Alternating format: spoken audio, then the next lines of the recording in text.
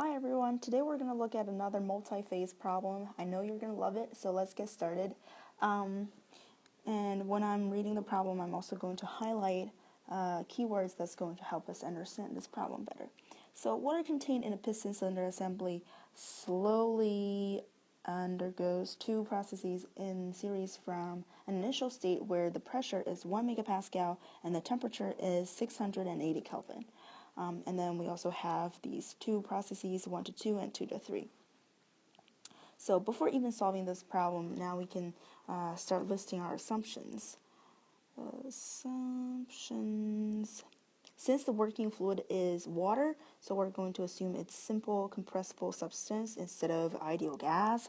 I know a lot of people sometimes get confused with the assumptions. So if the working fluid is water, then you use simple compressible substance. If it's air or any type of gas, then it's logical to make the ideal gas assumption.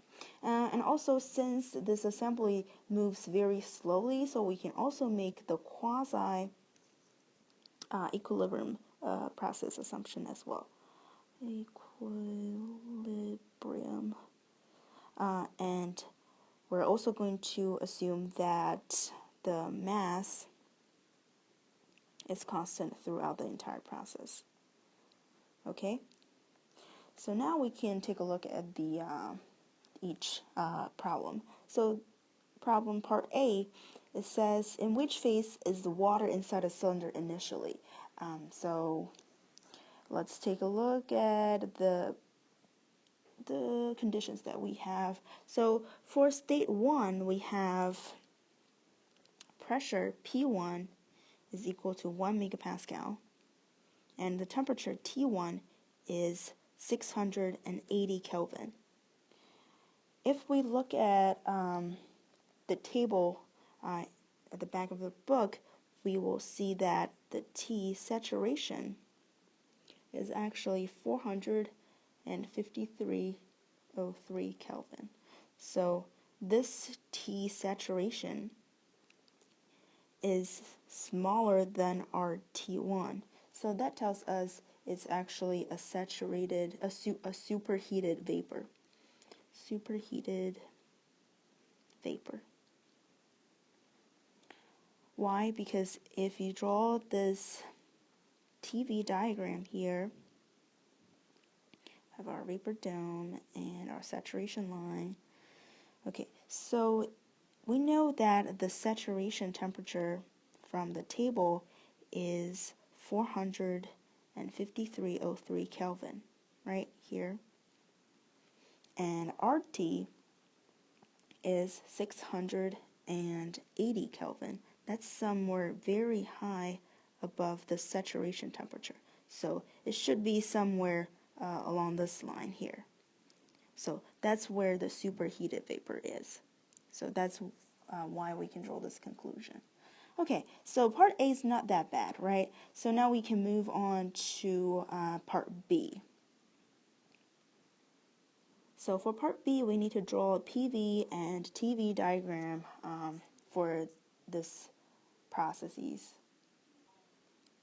So if we first look at a TV diagram here, we have V and we have T.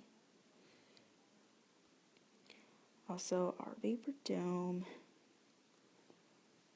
Let's also put our saturation temperature here as well, which is 453.03 K.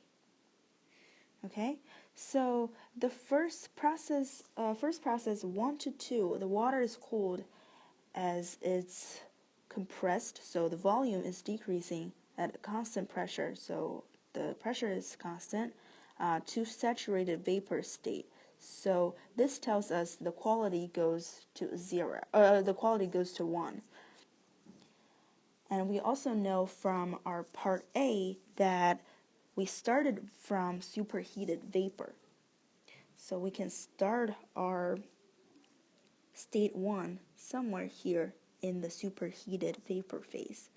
And then since we have a constant pressure and also the volume is decreasing, so we're going to go from right to the left with a curvy line.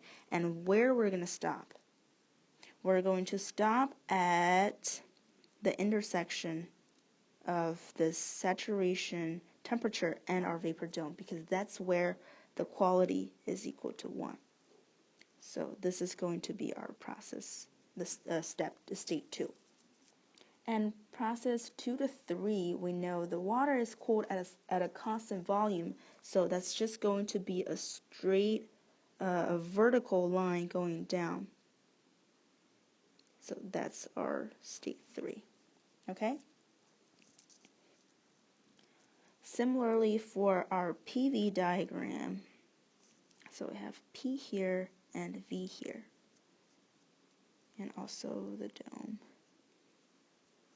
So we're also going to start from the superheated vapor phase. So this is going to 1. Since the pressure is constant from process 1 to 2, so it's just going to be a straight line. So it's going to be like that. And we're going to stop at here because that's where the quality equals to 1.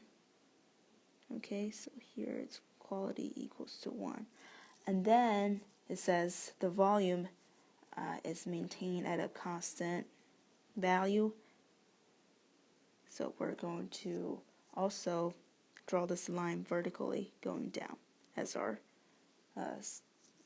step 3. And this is for part B.